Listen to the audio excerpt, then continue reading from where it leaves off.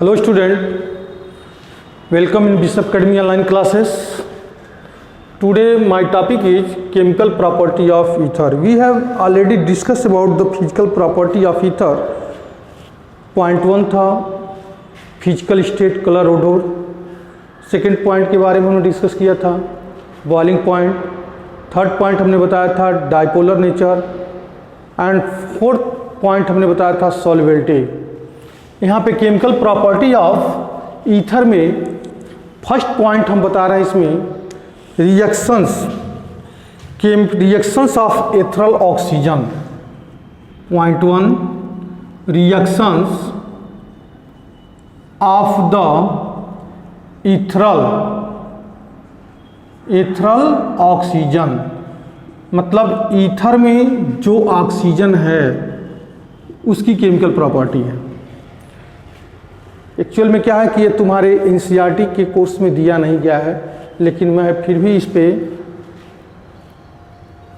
मैं इसको एक्सप्लेन कर रहा हूँ. एनसीईआरटी में तो दिया नहीं है, लेकिन मैं बता देना चाहता हूँ कि कुछ और भी जो हैं केमिकल प्रॉपर्टी ईथर के हो सकते हैं. और कौन सा प्रॉपर्टी हो सकता है, तो पहला reactions of the ethereal oxygen. इसमें पॉइंट हमको लिखना होगा कि the presence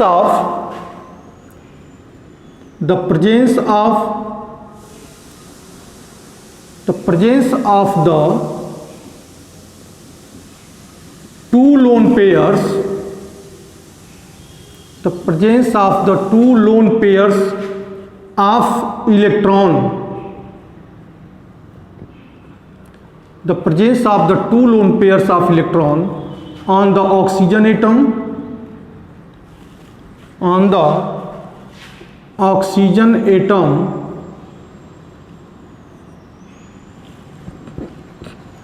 in case of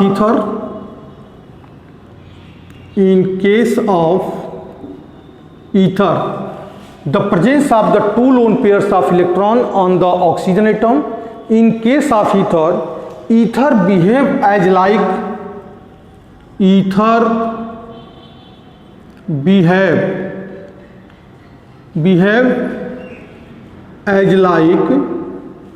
Lewis base. किसके समान काम कर रहा है? Lewis base. कैसे कि lone pair of electron oxygen donate करके कॉम्प्लेक्स कंपाउंड की फॉर्मेशन कर सकता है. Ether behave as like Lewis base. It is also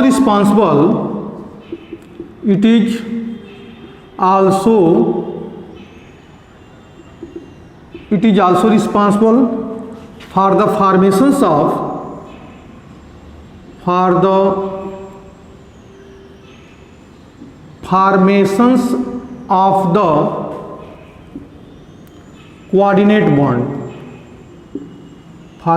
the coordinate bond.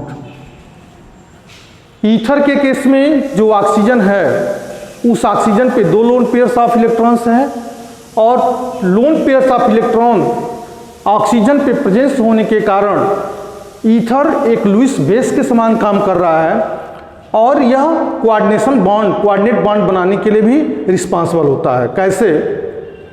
For example ROR ये डाई एल्किल ईथर है, और इस ऑक्सीजन पे दो लोन पेयर्स हैं, प्लस HCl से रिएक्शन किया. किसके साथ रिएक्शन किया?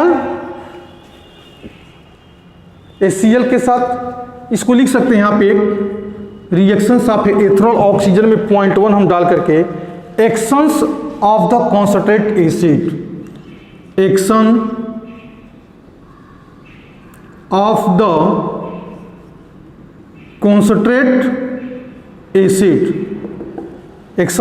कॉन्संट्रेट एसिड में रिएक्शन क्या दिखाएगा कि इस ऑक्सीजन पे जो ईथर का ऑक्सीजन है, इस ऑक्सीजन पे दो लोन पेयर्स ऑफ इलेक्ट्रॉन है, एक लोन पेयर इलेक्ट्रॉन डोनेट कर दिया, इस हाइड्रोजन को जोड़ दिया, तो रिजल्ट क्या मिला हमको?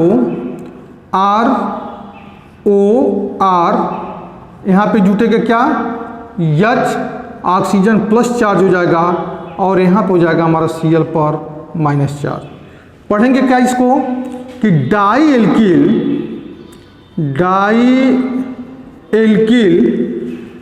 क्या पढ़ेंगे इसको हम, dialkyl oxonium chloride,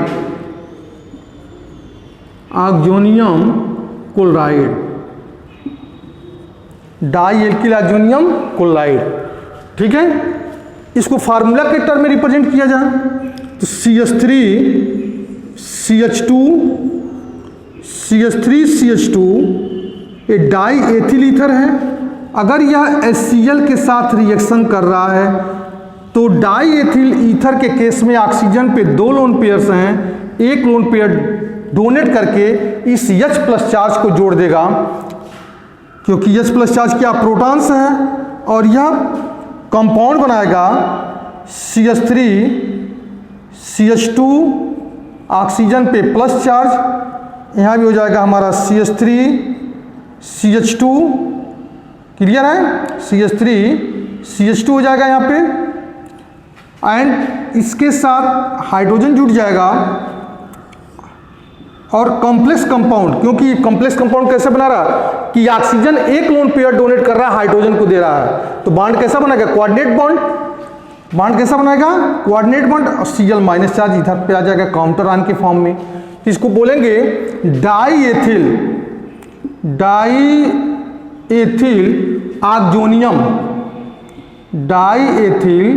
oxonium chloride हो जाएगा, die ethyl oxonium chloride. Sulphuric acid के साथ भी रिएक्शन कर सकते हैं। Actions of the concentrate acid में सिर्फ हम HCl की बात तो करेंगे नहीं, सल्फ्यूरिक एसिड भी कॉन्सनट्रेट के फॉर्म में आएगा, तो लिखेंगे CH3CH2, यहाँ भी हो जाएगा CH3CH2, ये ईथर है, कौन सा ईथर है, तो डाई एथिल ईथर है, अब प्लस H2SO4, H2SO4 के साथ रिएक्शन करेगा तो प्रोडक्ट क्या बनाएगा, CH2O पर प्लस चार्ज, ठीक है, हाइड्रोजन इसके साथ जुटेगा, इस H2SO4 से एक हाइड्रोजन को यहाँ पे जोड़ दिया और मिलेगा क्या हमको, HSO4 पे माइनस चार्ज। इसको पढ़ेंगे die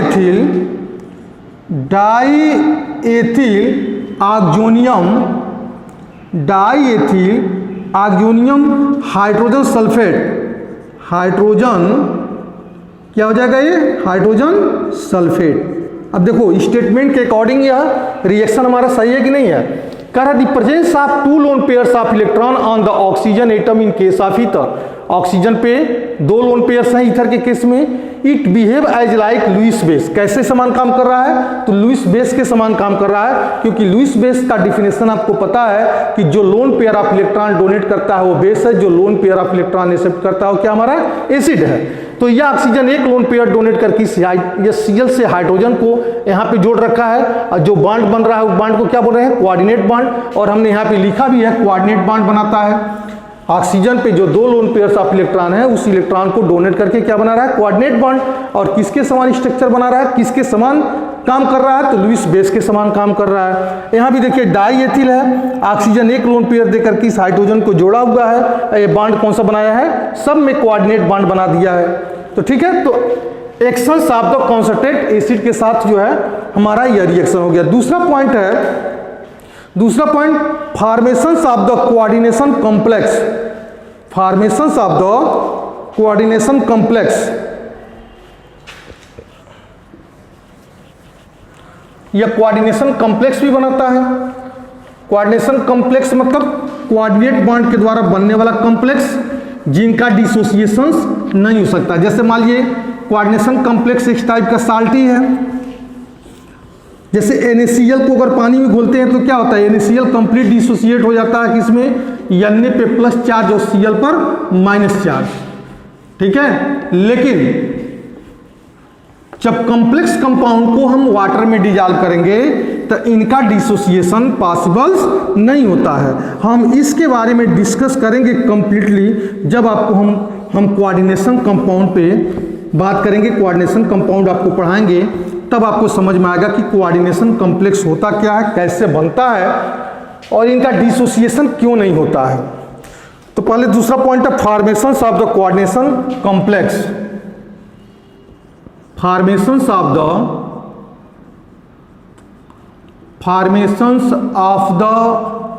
coordination complex, formations of the coordination complex. Coordination complex बनाता भी है कौन? ईथर। लिखेंगे बीइंग लुईस बेस, स्टेटमेंट हो जाएगा बीइंग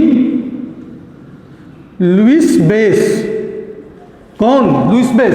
तो ईथर, ईथर कैसे समान काम कर? Being Lewis base ether form coordinate complex, ether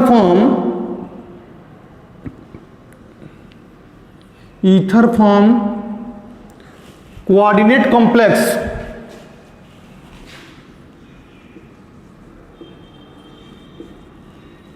ether form coordinate complex called, जिसको क्या बोलेंगे हम?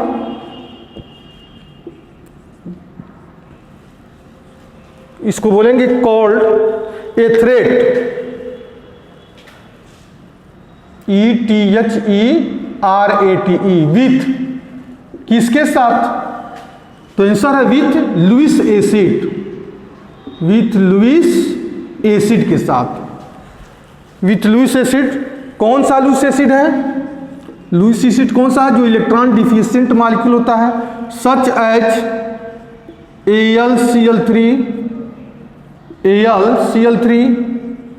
BF3, FeCl3, क्लियर है? ग्रिग्नॉड रिजेंट, ये भी हमारा जो है लुईस एसिड है, ग्रिग्नॉड रिजेंट। ईथर किसके समान काम कर रहा है? लुईस बेस के समान। और यह लुईस एसिड के साथ कॉम्बिनेशन करके, समझिएगा, ईथर किसके समान वर्क कर रहा है? तो वो आंसर है लुईस बेस के समान। और ये लुईस एसिड के साथ कॉम्बिनेशन करके, लुईस एसिड के साथ रिएक्शन करके यह कंपाउंड बनाता है क्या?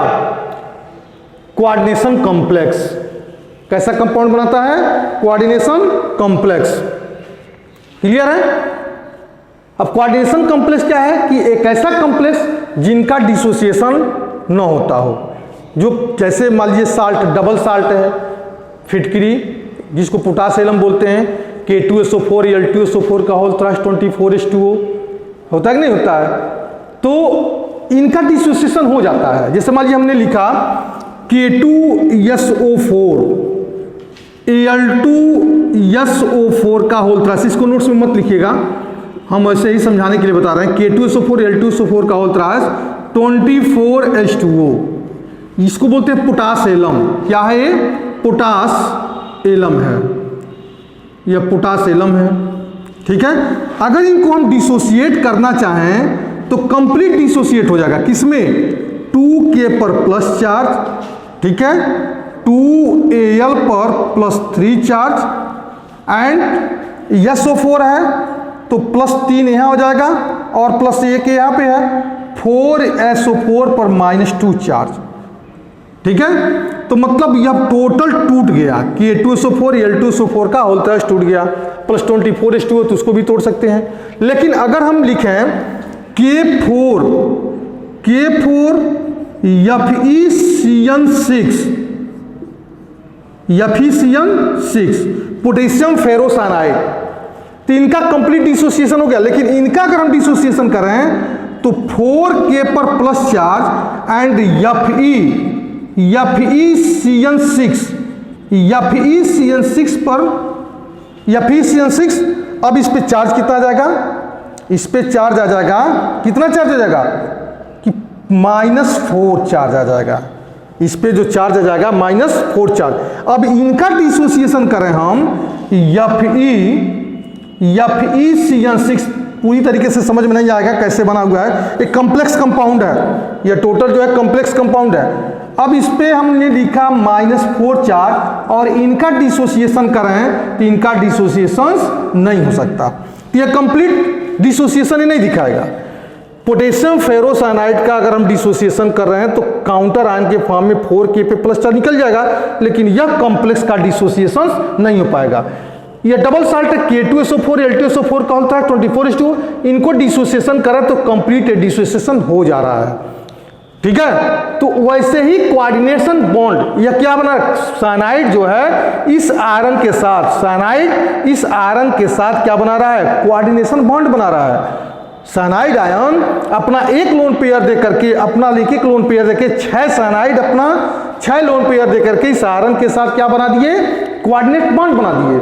और इस टाइप के कंपाउंड को बोलेंगे कोऑर्डिनेशन कॉम्प्लेक्स कंपाउंड, और इनका डिसोसिएशन नहीं होता है, इनका डिसोसिएशन जो है नहीं होता, लेकिन इनका डिसोसिएशन हो जाता है कंप्लीट। जैसे देखो ये डबल साल्ट है, NaCl हमारा सिंगल साल्ट है, NaCl, इनका डिसोसिएशन हो सकता है Na पे प्लस चार्ज एंड Cl पर माइनस चार्ज, इनका डिसोसिएशन कंप्लीट हो सकता है, इनका डिसोसिएशन कंप्लीट हो सकता है, लेकिन इनका डिसोसिएशन कंप्लीट नहीं हो सकता है। तो जिनका डिसोसिएशन कंप्लीट नहीं होता है उनको हम बोलते हैं क्या, coordination complex compound, coordination complex compound बोलते हैं। और यह ईथर एक लुईस बेस के समान, समझिएगा इस चीज को कि यह ईथर लुईस बेस के समान काम करता है और लुईस एसिड के साथ कॉम्बिनेशन करके यह कोऑर्डिनेशन कॉम्प्लेक्स का फॉर्मेशन करता है।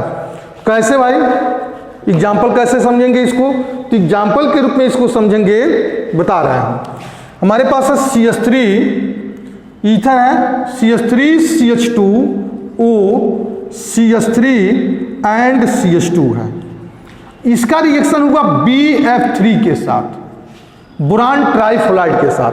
और बोरान इलेक्ट्रॉन डिफिशिएंट मॉलिक्यूल के, बोरान के पास तो इलेक्ट्रॉन है नहीं बॉन्ड बनाने के लिए, लेकिन ईथर के जो ऑक्सीजन इस पे 2 लोन पेयर्स हैं, इस ईथर के ऑक्सीजन पे 2 लोन पेयर्स हैं, वह 1 लोन पेयर डोनेट कर दिया इस बोरान को। जब बोरान को डोनेट करेगा तो यह बनाएगा CH3CH2O, यहाँ भी हो जाएगा हमारा CH3CH2, कोऑर्डिनेशन बॉन्ड क्या बनाएगा, BF3, ये कोऑर्डिनेशन कॉम्प्लेक्स हो गया। मतलब ऑक्सीजन अपना एक लोन पेयर दे करके बोरान को जोड़ दिया।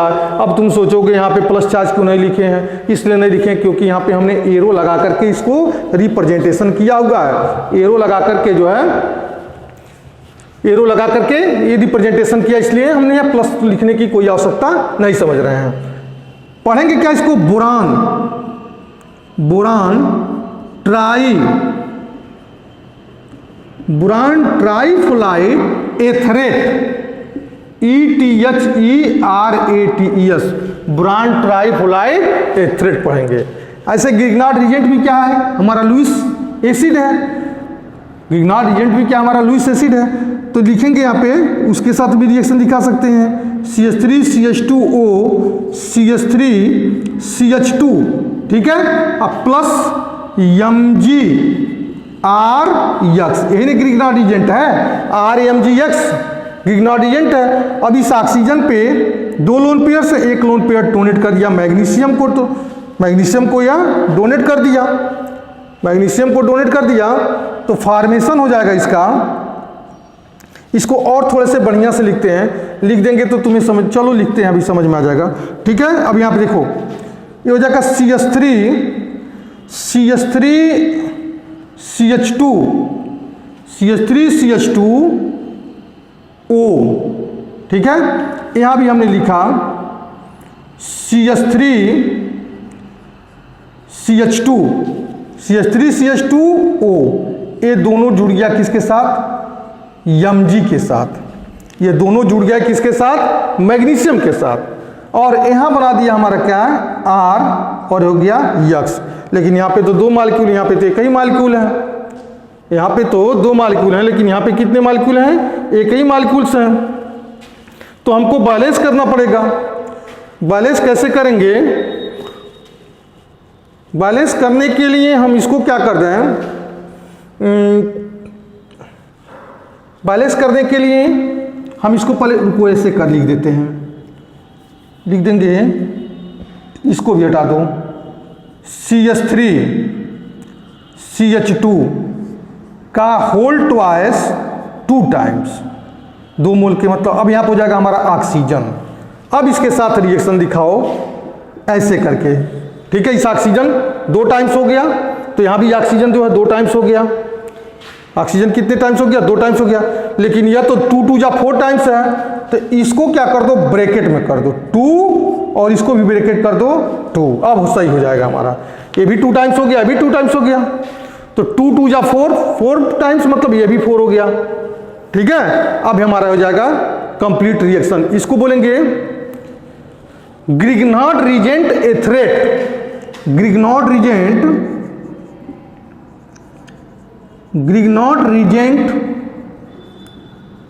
एथरेट। ग्रिग्नार्ड रीजेंट क्या हो गया? एथरेट हो गया। तो यह सब कॉम्प्लेक्स कंपाउंड है, ये भी कॉम्प्लेक्स कंपाउंड है, ये भी कॉम्प्लेक्स कंपाउंड है, ठीक है ना। और इसमें जो बांड बना हुआ है कौन सा बांड है? ये जो बांड बना हुआ है इस बांड को बोलेंगे कोऑर्डिनेट बांड। तो 2 पॉइंट इसमें हमने बताया आपको। पहला क्या बताया था कि reactions with the concentrated acid, दूसरा है formations of the coordination complex. अब देखिए अगला केमिकल प्रॉपर्टी बनता है, अगला केमिकल प्रॉपर्टीज का हो सकता है जो तुम्हारे बुक में दिया है, reactions involving cleavage of CO bond. Reactions involving cleavage of CO bond.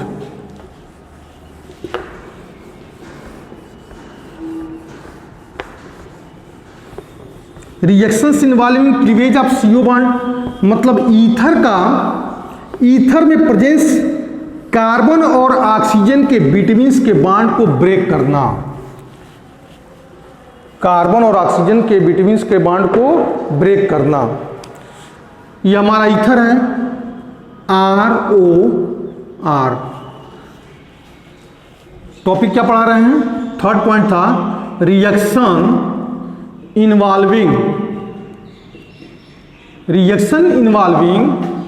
Cleavage of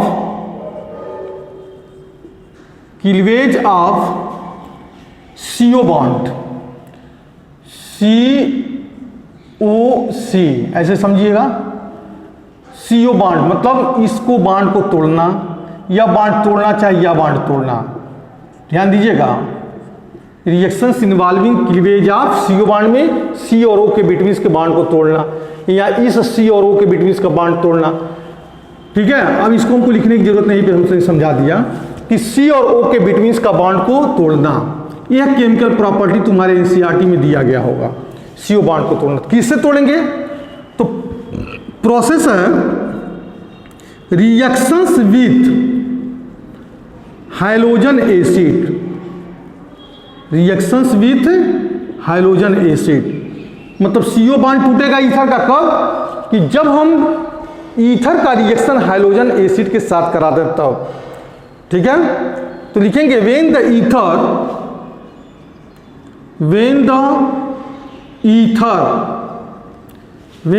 react with the किसके साथ? हाइड्रोजन एसिड के साथ। किसके साथ रिएक्शन करेगा? हाइड्रोजन एसिड के साथ। When the ether react with the hydrogen acid, temperature भी रिक्वायरमेंट है यहाँ पे एट 373 केल्विन टेम्परेचर, तो देन टू फॉर्म क्या मिलेगा? Then to form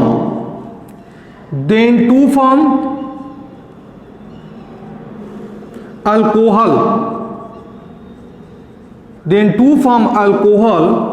and alkyl halide.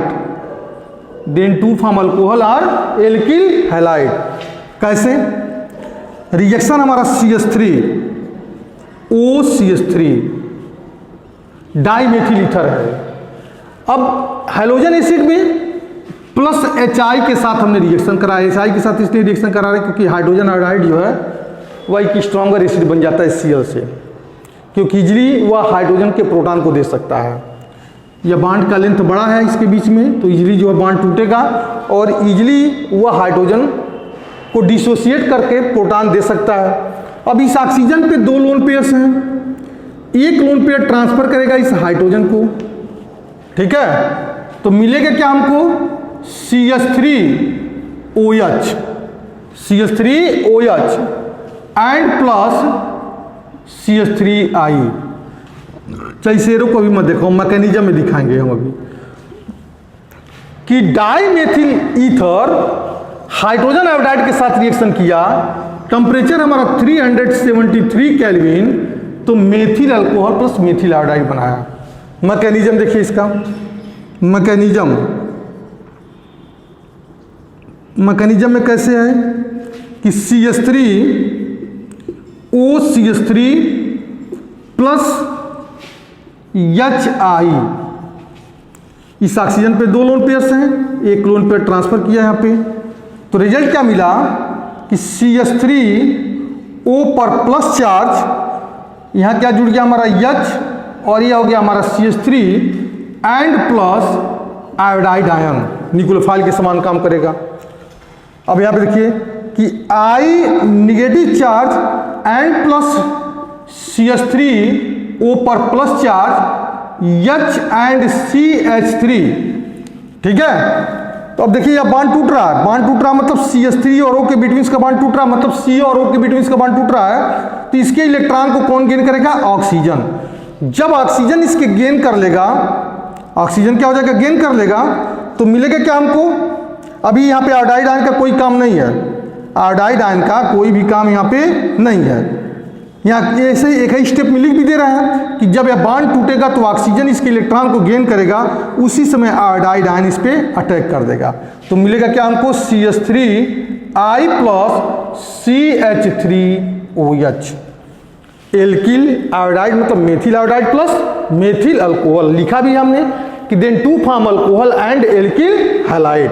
लेकिन कंडीशन कुछ और भी बना दे रहा है इसमें, अगर excess of hydrogen acid use करें तब क्या मिलेगा, अगर हम excess of hydrogen acid use करें तब प्रोडक्ट हमारा क्या बनेगा, तो देखते हैं कि प्रोडक्ट क्या बनता है। If access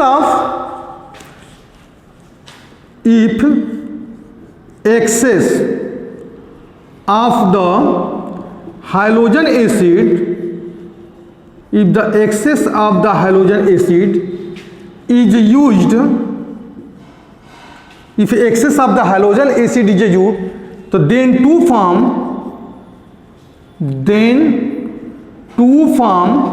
only alkyl halide, अगर एक्सेस हाइड्रोजन एसिड को सिर्फ यूज करें तो क्या मिलेगा हमको, सिर्फ एल्किल हैलाइड ही मिलेगा।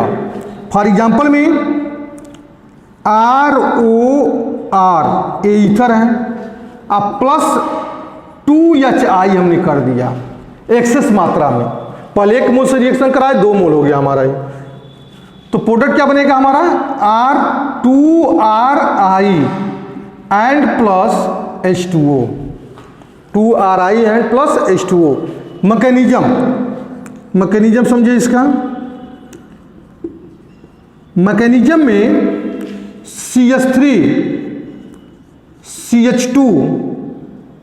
CH2O, ठीक है, यहां भी हमने लिखा CH3 CH2, ठीक है, एंड प्लस HI, ध्यान दीजिएगा, एंड प्लस HI।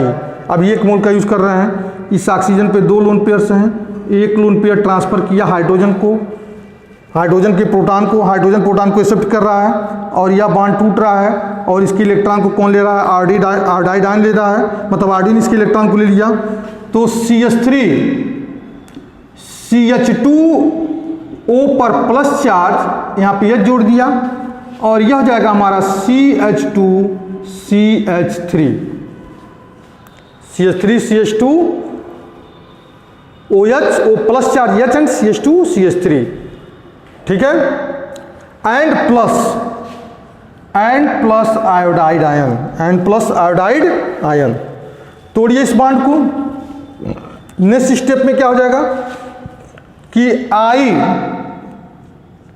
पर negative charge and plus CH3 CH2O पर plus charge H and CH2 CH3।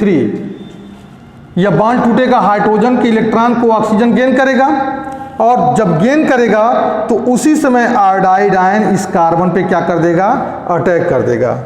जब अटैक करेगा तो क्या मिला हमको, CH3 CH2I and plus CH3 CH2OH and plus CH3 CH2OH। अभी एक्सेस, अभी हमारा स्टेटमेंट के अकॉर्डिंग जो रिएक्शन कंप्लीट नहीं हुआ, क्योंकि लिखे क्या है, excess of the hydrogen acid you then to form only alkyl halide, तो एक एल्किल हैलाइड हो गया। अब पुनः देखिए यहाँ पे CH3 CH2 CH2OH एंड पुनः एक बार और HI के साथ रिएक्शन दिखाइए, एक बार और HI के साथ रिएक्शन दिखाइए, तब क्या मिलेगा हमको, CH3 CH2I एंड प्लस क्या निकल जाएगा हमारा H2O। तो एक एल्किल हैलाइड यहाँ भी मिला और एक एल्किल हैलाइड यहाँ मिला, मतलब दो एल्किल हैलाइड मिले, इसलिए हमने 2HI के साथ क्या बनाया, 2RI प्लस H2O बना दिया।